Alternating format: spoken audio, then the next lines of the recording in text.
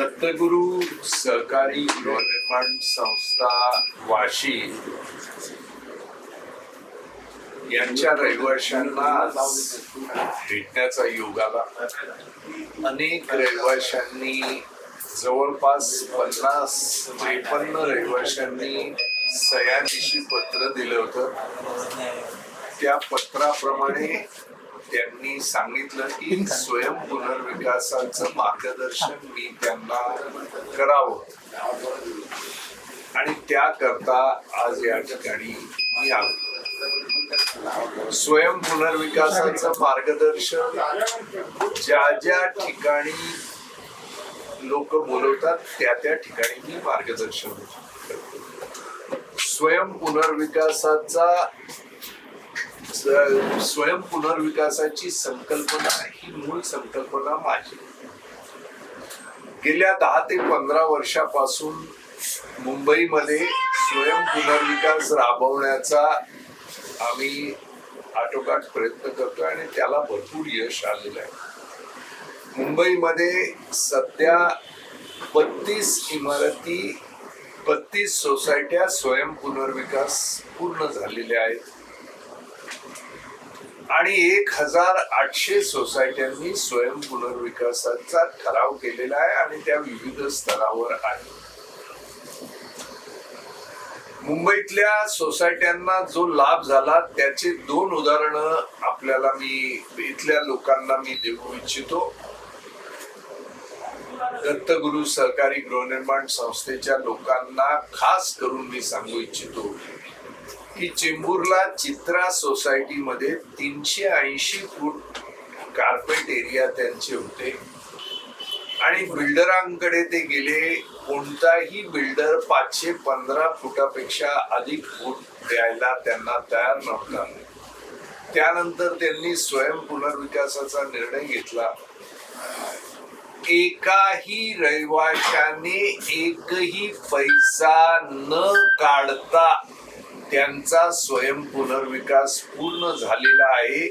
ते त्यांच्या नवीन इमारतीत राहायला गेले आहेत आणि त्यांना प्रत्येकी जिथे बिल्डर 515 देत होता म्हणून लोक आनंद व्यक्त करत होते तिथे त्यांना 1250 स्क्वेअर फीट कार्पेट एरिया प्रत्येकाला मिळाला आहे. इतकंच नव्हे तर दर महिन्याला 40,000 रुपये प्रति महिना प्रति रहिवाशी त्यांना या योजनेतून लाभ मिळतो आहे. म्हणजे कुठे बिल्डर कडून 515 स्क्वेअर फीट मिळणार होते आणि 2 लाख रुपये एक रकमी मिळणार होते, तिथे 1250 स्क्वेअर फीट कार्पेट एरिया आणि प्रत्येक महिन्याला 40,000 रुपये म्हणजे मेंटेनन्स फ्री आणि वर हातात पैसे राहतील अशा पद्धतीचा प्रयोग हा चित्रा सोसायटीत झाला. तसंच पूर्वरंग सोसायटी ही मुलुंडच्या मिठागरातली सोसायटी, त्यांच्याकडे 370 फूट होते. कोणताही बिल्डर 500 फुटापेक्षा अधिक एरिया द्यायला तयार नव्हता. त्यांना 1150 स्क्वेअर फीट एरिया मिळाला आणि त्यांच्या मेंटेनन्स फ्री झालं. विलेपार्लेच्या एका सोसायटीमध्ये 400 फूट त्यांचे मूळ होते. आज त्यांना 1450 स्क्वेअर फीट मिळालेले आहे. त्यांची बिल्डिंग पूर्ण झालेली आहे.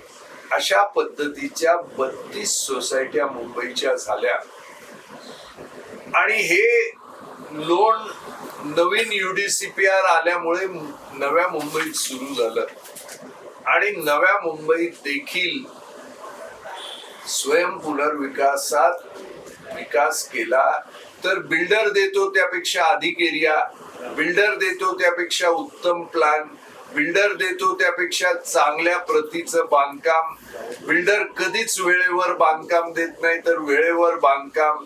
इतकंच नव्हे तर बिल्डर कधीच देत नाही ते मेंटेनन्स फ्री घरं ही नव्या मुंबईत मिळू शकतात. नव्या मुंबईत देखील स्वयं पुनर्विकास हा मोठ्या प्रमाणात रुजू झालेला आहे. 122 सोसायट्यांनी नव्या मुंबईत स्वयं पुनर्विकासाचा ठराव मंजूर केलेला आहे आणि नेरुळला असणाऱ्या दृष्टांत कोऑपरेटिव्ह हाऊसिंग सोसायटीने 16 मजल्याची त्यांची इमारत पूर्ण केलेली आहे. पेंटिंगही पूर्ण झालेलं आहे. आता ते चाव्या देण्याकरता माझी तारीख घ्यायला आले. आता आणखी 15 किंवा 20 दिवसात त्यांच्या सगळ्या गोष्टी झाल्या की त्यांना चाव्या देण्याचा कार्यक्रम होईल. शक्य झाल्यास मुख्यमंत्र्यांना त्याचं निमंत्रण देण्याचा आमचा विचार आहे. म्हणजे नव्या मुंबईतली पहिली स्वयं पुनर्विकासात पूर्ण झालेली सोसायटी ही दृष्टांत कोऑपरेटिव्ह हाऊसिंग सोसायटी नेरुळ येथे आहे. त्याचबरोबर इतर सोसायट्याही आता स्वयं पुनर्विकासात जात आहेत. त्या सगळ्या नव्या मुंबईत त्या सगळ्यांची नावं मी आज घेत नाही, पण प्रामुख्यानं जर नावच घ्यायची झाली तर सानपाड्यातली महत्वाची सोसायटी सप्तपर्णी, त्याचप्रमाणे सानपाड्यातच Shri Gajanan cooperative housing society, Shri Ganesh cooperative housing society, ऐरोळीला असणाऱ्या सोसायट्या सुयोग कोऑपरेटिव्ह हाऊसिंग सोसायटी आणि Sagar cooperative housing society. Suyog cooperative housing society मध्ये सप्तपर्णीमध्ये देखील बैठी घरं होती आणि त्या बैठी घरांच्या ठिकाणी आज त्यांना 750 ते 800 फूट, जिथे बिल्डर 450च्या वर द्यायला तयार नव्हता तिथे 750 ते 800 फूट आणि मेंटेनन्स फ्री कायमच हे त्यांना मिळणार आहे. त्याचा प्लॅन त्यांचा तयार झाला, आर्किटेक्टची नेमणूक झाली, प्लॅन त्यांनी मंजूर केला, आता तो सबमिट होतोय. सुयोग सोसायटी मध्ये देखील त्यांना बिल्डर 500 देऊ करत होता, तर आज 750-800च्या आसपास त्यांना एरिया मिळतोय. त्यांचा प्लॅनही तयार झालाय आणि तो त्यांनी मंजूरही केलाय सोसायटी. सागर कोऑपरेटिव्ह हाऊसिंग सोसायटी मध्ये त्यांच्याकडे 2 बेडरूमची घरं होती आणि कोणताही बिल्डर त्यांना 200 फूट अधिक द्यायला तयार होता. आज त्यांना 1500 स्क्वेअर फीट कार्पेट एरिया प्रत्येक रहिवाशाला आणि इतकं देऊन वर 25 ते 30 लाख रुपये कॉर्पोरेट, जेणेकरून मेंटेनन्स फ्री निघेल अशा पद्धतीचे सागर सोसायटीचा वाटचाल चालू. हे सांगण्यामागे उद्देश असा की नव्या मुंबईत आता 122 सोसायटींनी ठराव केलेला आहे आणि जवळपास 800 सोसायट्या एकसारखे माझी वेळ मागतायत. त्यामुळे जेव्हा दत्तगुरु सहकारी संस्थेतर्फे मला पत्र आलं आणि त्या पत्रावर 53 रहिवाशांच्या सह्या होत्या, ते पाहिल्यावर मला आनंद झाला. मला वाटलं की दत्तगुरु सहकारी गृहनिर्माण संस्थेच्या लोकांना देखील स्वयं पुनर्विकास हवाय. पण काल अनेक लोकांनी मला फोन केले की तुम्ही येऊ नका, तुम्हाला त्रास होईल, सोसायटीने तुमची सभा घेण्याला नकार दिलाय, तुमची सभा होऊ नये म्हणून सोसायटीने पत्र दिलेलं आहे पोलीस स्टेशनला, मंदिराच्या ट्रस्टीजनी त्या ठिकाणी तुमची सभा होऊ नये म्हणून निर्णय घेतलेला आहे, असे अनेक लोकांनी सांगितलं. मी म्हटलं की लोकांच्या भल्याकरता मी येतोय, त्याच्यात विरोध करण्याचं काय कारण आहे? सोसायटीचं 2च कारण विरोध करण्याची असू शकतात. एक तर सोसायटीचे जे तथाकथित पदाधिकारी माझ्या बैठकीला विरोध करतायत त्यांना कोणीतरी आमिष दिला असेल किंवा कोणाकडून तरी माझी सभा होऊ नये म्हणून त्यांनी सुपारी घेतली असेल तरच हा विरोध करण्याचं काम आहे. मी त्यांना विचारलं, मी त्यांना म्हटलं की बाबा का बाबा तुम्ही मीटिंग घेत नाही? तर त्यांनी सांगितलं की आमची हंगामी समिती आहे आणि हंगामी समितीला अशी बैठक घेण्याचे अधिकार नाही. म्हटलं कोणत्या कायद्याखाली हंगामी समितीला अधिकार नाहीत ते सांगा, कारण तुम्ही आतापर्यंत असोसिएशन होता, तुम्हाला कोऑपरेटिव्ह सोसायटीचे कायदे अजिबात माहित नाही असं दिसतंय. कोणतीही समिती असो, हंगामी असो किंवा कोणी असो, जर संस्थेच्या भल्या करता एखादी बैठक होणार असेल किंवा एखादा पाहुणा चांगल्या गोष्टी सांगणार असेल तर अशा गोष्टीला विरोध करण्याचा अधिकार कोणत्याही हंगामी समितीला नाही. किंबहुना अशा गोष्टीला हंगामी समितीनं पाठिंबाच दिला पाहिजे असं मी त्या ठिकाणी वारंवार त्यांना सांगण्याचा प्रयत्न केला. पण ते मला येऊ नको येऊ नको येऊ नको असं वारंवार फोन करून सांगत होते. माझी अशी पद्धत आहे की मी एका स्वातंत्र्य सैनिक कुटुंबात जन्माला आलो. माझे वडील गांधीजींबरोबर 1942 साली 1.5 वर्ष जेलमध्ये होते. माझी आई सरोजिनी नायडू बरोबर 9 महिने जेलमध्ये होती. त्यामुळे मला कुणी जर भीती दाखवली आणि पोलीस येणार नाही आणि परवानगी होणार नाही तर लोकांच्या भल्या करता जर कोणी मला येऊ नको म्हणत असेल तर माझ्यातला तो स्वातंत्र्य सैनिक जागा होतो आणि लोकांना त्यांचे अधिकार मिळवून देण्यासाठी मला इथे येणं आवश्यक आहे असं मला वाटलं. विरोध केला नसता तर कदाचित मी खरं तर मंत्रालयाच्या कार्यक्रमात मुख्यमंत्री झेंडावंदन करतात तिथे जाण्याचा माझा विचार होता आणि दरवर्षी मी जातो, वर्षावर जातो, मंत्रालयात जातो. पण तुम्ही येऊ नका, आम्ही सभा होऊ देणार नाही, आम्ही तुमची बैठक तुम्हाला तिथे येऊ देणार नाही असं म्हटलं म्हणून मी जाणीवपूर्वक आलो. कारण मंदिरात पूजा करण्यासाठी कोणीही कोणाला थांबवू शकत नाही आणि मंदिरात येऊ नका असं सांगण्याच्या मंदिरात ट्रस्टींना देखील अधिकार नाही. मी काही क्रिमिनल नाही किंवा मी चुकीचं काम केलेलं नाही.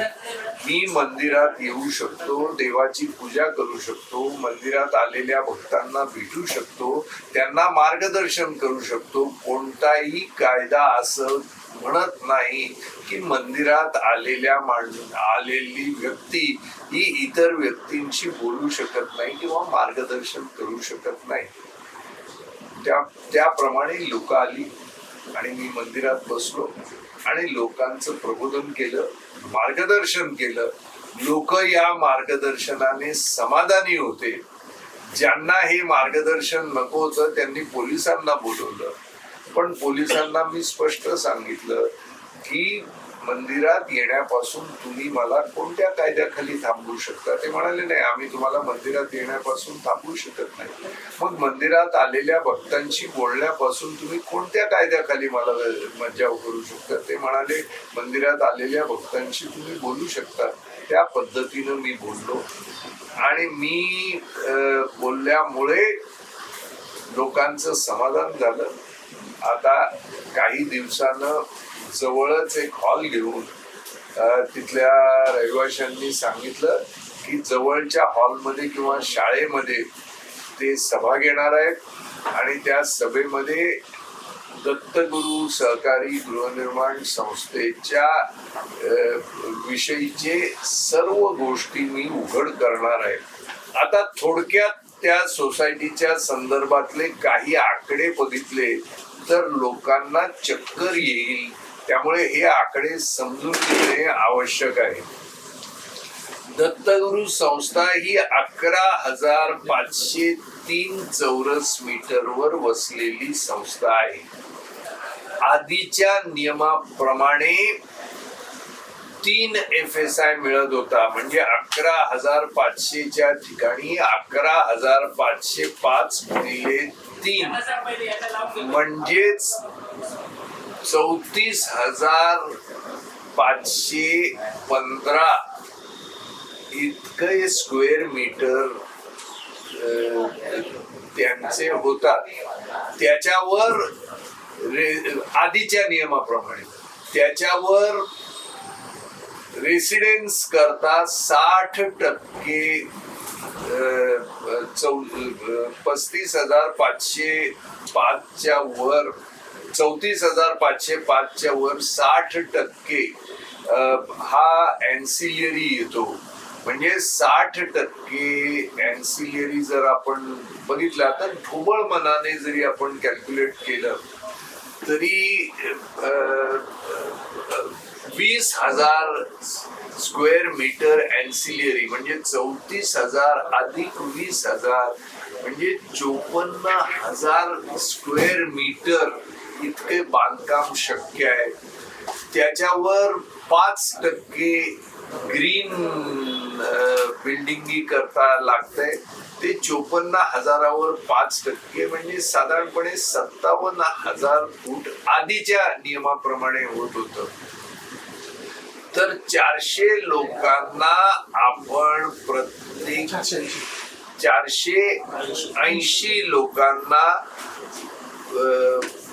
साधारणपणे प्रत्येकी 850 ते 900 फूट देऊन देखील आधीच्या नियमात आपण ही योजना बसवू शकत होतो.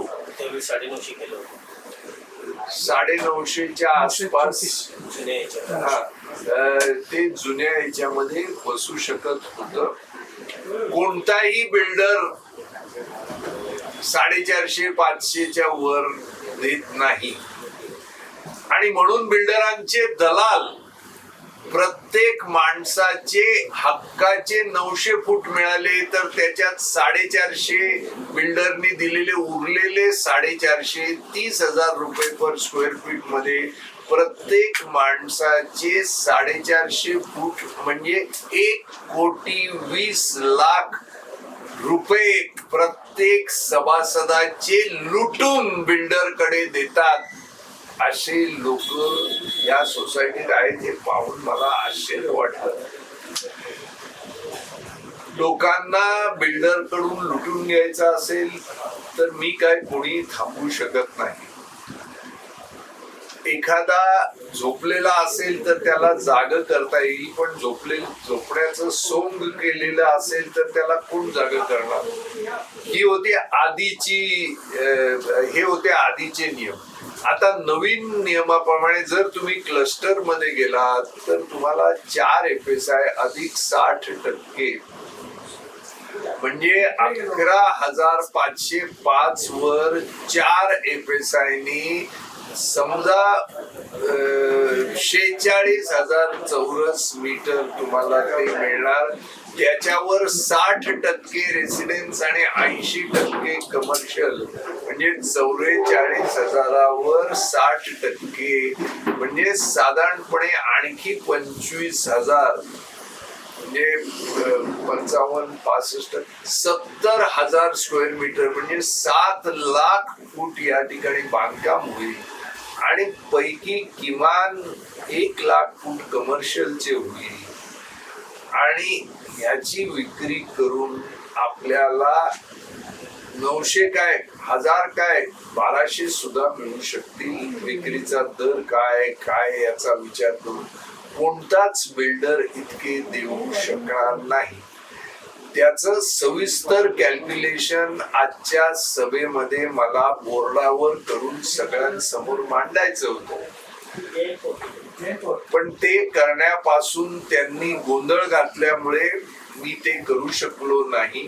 पण लोकांना ते मी जे जमले होते त्या 50 लोकांना मी या सर्व गोष्टी समजावून सांगितल्या.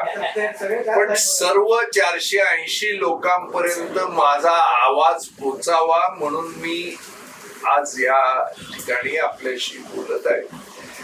तर आपल्या पायावर धोंडा मारून घेऊ नका. बिल्डर कडे गेल्यानं आपलं नुकसान आहे, स्वयं विकासात आपला फायदा आहे. आपण क्लस्टर मध्ये जावं की जाऊ नये हा विषय आपण चर्चा करू शकतो, कारण क्लस्टरचे फायदेही आहेत आणि काही तोटेही आहेत.